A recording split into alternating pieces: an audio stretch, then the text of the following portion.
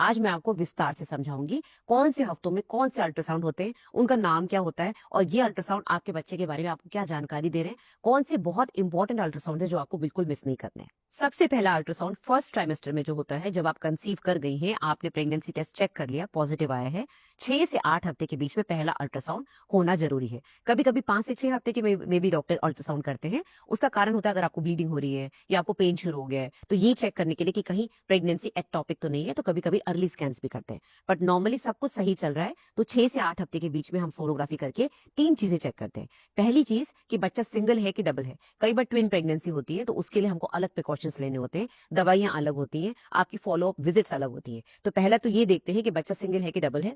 Second, बच्चे की position, बच्चा सही में यूट्रस के अंदर है कि ट्यूब में है, ओवरी में है या दिख ही नहीं रहा है। कई बार नहीं दिखता है, प्रेगनेंसी ऑफ अनडिटर्मिन्ड ओरिजिन आता है, तो ऐसे में हमको बीटा एचसीजी से मॉनिटर करना पड़ता है। और तीसरी चीज हम चेक करते हैं कि आपकी डेटिंग, यानी कि आपकी जो डेट्स है एलएमपी, वो आपके अल्ट्रासाउंड के बच्चे की ग्रोथ से मैच कर रहे हैं कि नहीं। कई बार इरेगुलर साइकिल्स होते हैं जिसमें लेट ओवुलेशन, अर्ली ओवुलेशन होता है, तो बच्चा अल्ट्रासाउंड में कई बार आपकी जेस्टेशनल एज एलएमपी से बड़ा या छोटा आता है। तो ऐसे में हमको डेटिंग स्कैन करने के लिए 6 से 8 हफ्ते के बीच में करना होता है। And last but not the least, बच्चे की हार्ट बीट 6 हफ्ते 7 हफ्ते तक आ जाती है। अगर नहीं आती है पहली बार, तो 15 दिन बाद या 10 दिन बाद रिपीट सोनोग्राफी से चेक करते हैं कि बच्चा ग्रो कर रहा है कि मिस्ड एबॉर्शन में जा रहा है। तो ये 3-4 चीजें अर्ली स्कैन से हमको पता चल। दूसरा स्कैन जो हम करते हैं, जो मैं नॉर्मली अपने पेशेंट्स को बोलती हूँ, वो होता है 12 से 14 हफ्ते के बीच में। 11 से 14 हफ्ते वैसे इसका टाइम होता है, बट मैं 12 से 14 प्रेफर करती हूँ क्योंकि मुझे ठीक से बच्चे की न्यूकल थिकनेस दिख जाती है। 11 से 12 के बीच में कई बार बच्चा बहुत छोटा होता है। तो ये क्यों करते हैं? एंटी स्कैन, यानी कि बच्चे की न्यूकल थिकनेस, पीछे का जो नेक फोल्ड है उसको मेजर करते हैं और चेक करते हैं कि ये ज्यादा थिक तो नहीं है। इसकी जो कट ऑफ है 2.5 मिलीमीटर के आसपास रहती है। अगर ये ज्यादा है तो ये आपको डाउन सिंड्रोम के बेबी की तरफ कई बार इंडिकेट करता है। तो ऐसे में हमको फर्दर टेस्टिंग करनी पड़ती है।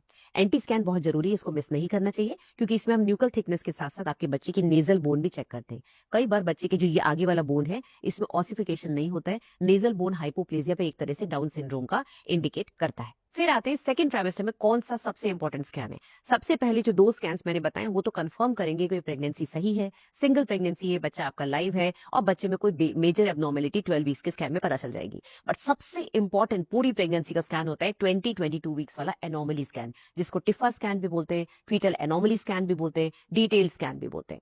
18 से 22 के बीच में ये होता है। 18 से पहले नहीं करते हैं क्योंकि बच्चे के ऑर्गन्स ठीक से नहीं दिखते हैं। 22 के बाद कोई फायदा नहीं होता, इसलिए 20 से पहले कोशिश करते हैं पहला स्कैन एनॉमली हो जाए। पहला इसलिए बोल रही हूँ, अगर कोई मेजर प्रॉब्लम 18 to 20 के बीच में आती है तो कभी कभी उसको फॉलो करने के लिए डॉक्टर आपको वापस 1-2 हफ्ते के बाद बुलाते हैं। स्पेशली अगर हार्ट डिफेक्ट दिख रही है तो 24 वीक्स पे हार्ट पूरा बन जाता है। तो 18 to 20 के बीच में हम बच्चे की बोन्स, बच्चे की कोई भी स्ट्रक्चरल डिफेक्ट, उसका हार्ट, उसकी लंग्स, उसकी किडनी, उसके ब्रेन में कोई प्रॉब्लम, कोई हाइड्रोकेफेलस, पानी भरा हुआ, ये सारी चीजें हमको 18 to 20 वीक्स के बीच में पता चलती है। 20 वीक्स के आसपास क्योंकि प्लासेंटा, आवल पूरी बन चुकी है और उसने अपनी एक जगह ले ली है, उसका मतलब ये नहीं कि अगर 20 वीक्स पे आवल लो लाइंग आ रही है, यानी कि नीचे आई हुई है, तो ये ऊपर नहीं जाएगी। अभी यूट्रस इतना बड़ा है, धीरे धीरे ये ऑलमोस्ट डबल हो जाएगा, इतना बड़ा हो जाएगा।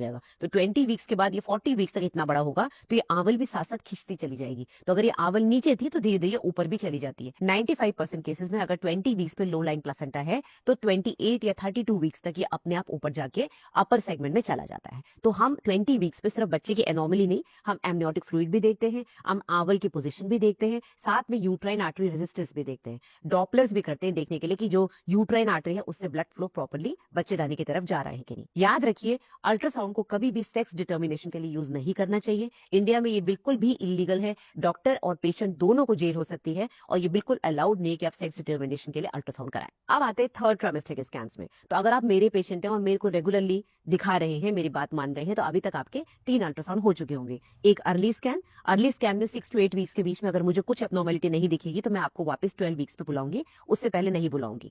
12 वीक्स वाला स्कैन भी सब नॉर्मल होगा तो आपको 20 वीक्स पे बुलाया जाएगा। इन 3 स्कैन्स के होने के बाद, सब कुछ नॉर्मल आने के बाद, आपको सीधे 28 वीक्स पे ग्रोथ स्कैन के लिए बुलाया जाएगा। अब 28 वीक्स क्रिटिकल पीरियड होता है, आपको पता है, बच्चा वायबिलिटी की तरफ जा रहा है, बच्चे में अब वेट गेन शुरू होगा, आपका थर्ड ट्राइमेस्टर शुरू हो गया, आपको बच्चे के मूवमेंट्स अच्छे से फील हो रहे हैं। अब हमको देखना है बच्चे की आवल की पोजीशन क्या है, अंदर फ्लूइड कितना है, बच्चे की ग्रोथ ग्राफ के अकॉर्डिंग कौन से सेंटाइल पे, 50th सेंटाइल यानी कि एवरेज बच्चा है, बिलो एवरेज है, अबव एवरेज है, अबव एवरेज है तो 95 से ऊपर तो नहीं है, बहुत बड़ा बच्चा तो नहीं है, और अगर बिलो एवरेज है तो 5 परसेंटाइल के नीचे तो नहीं है, आईयूजीआर तो नहीं है। तो इस समय ग्रोथ स्कैन्स शुरू होते हैं। याद रखिए, जितनी भी डेटिंग स्कैन्स है 6 to 8 वीक्स और 12 वीक्स और मैक्सिमम 20 वीक्स, इन सब अल्ट्रासाउंड्स में जो भी बच्चे की ग्रोथ आती है उसके अकॉर्डिंग अल्ट्रासाउंड मशीन आपको एक डेट ऑफ डिलीवरी देती है। ये डेट ऑफ डिलीवरी आपकी एलएमपी से जो डेट ऑफ डिलीवरी निकलती है उससे मैच होनी चाहिए। अगर ये मैच नहीं हो रही है और 1 हफ्ते से ज्यादा का डिस्क्रिपेंसी है तो अल्ट्रासाउंड वाली डेट को हम सही मानते हैं। 20 वीक्स के बाद, क्योंकि बच्चे की ग्रोथ चेंजेस बॉडी के अकॉर्डिंग चेंज होते हैं, सबकी बॉडी अलग है, हर बच्चा अलग है, तो 28 वीक्स के बाद जो भी आपके अल्ट्रासाउंड हो रहे हैं अगर उसमें डेट अलग आ रही है, उस डेट को हम सही नहीं मानेंगे। जो शुरू के अल्ट्रासाउंड में डेट आती है डिलीवरी की, उसको हम सही मानते हैं, क्योंकि उस समय बच्चे को एज सच कोई ग्रोथ प्रॉब्लम नहीं होती है। ग्रोथ प्रॉब्लम सारी 24-26 वीक्स के बाद ही शुरू होती है। वो डिपेंड करता है माँ के न्यूट्रिशन पे, एनवायरमेंटल क्या टॉक्सिन्स है, कितना उसका क्या जेनेटिक कैरेक्टरिस्टिक्स है, माँ छोटी है कि माँ हाइट में बड़ी है कि मोटी है कि पतली है, उस पर डिपेंड करता है। एंड ऑफ कोर्स बच्चे के खुद के स्ट्रक्चरल प्रॉब्लम्स पे डिपेंड करता है। तो 28 वीक्स के बाद जो भी अल्ट्रासाउंड में डेट आती है उसको बिल्कुल सही ना माने। इस समय जितने भी अल्ट्रासाउंड होते हैं सिर्फ बच्चे की ग्रोथ और बच्चे की हेड डाउन पोजीशन या ब्रीच पोजीशन को चेक करने के लिए होते हैं। 28 से 36 वीक्स तक बच्चा घूमता रहता है, उसकी पोजीशन फिक्स नहीं होती है।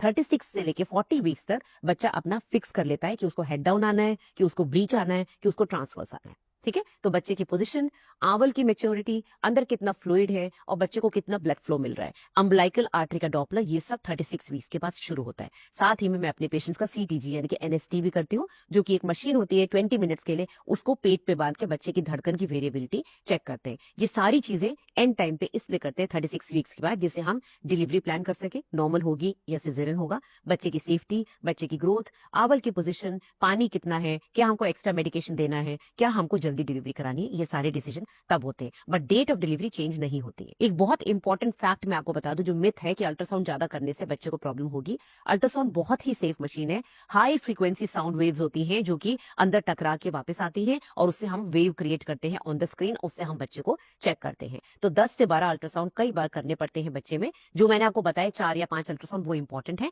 उसके अलावा अगर करने पड़ रहे हैं तो वैसे भी सेफ है। अल्ट्रासाउंड में आज तक कोई भी ऐसा थर्मल इफेक्ट नहीं देखा गया जो बच्चे को नुकसान करे। और ज्यादा अल्ट्रासाउंड अननेसेसरी अगर हो रहे हैं तो आपको भी पता चल जाएगा, आप अपने डॉक्टर से पूछ सकते हैं कि क्या जरूरत है इस अल्ट्रासाउंड की।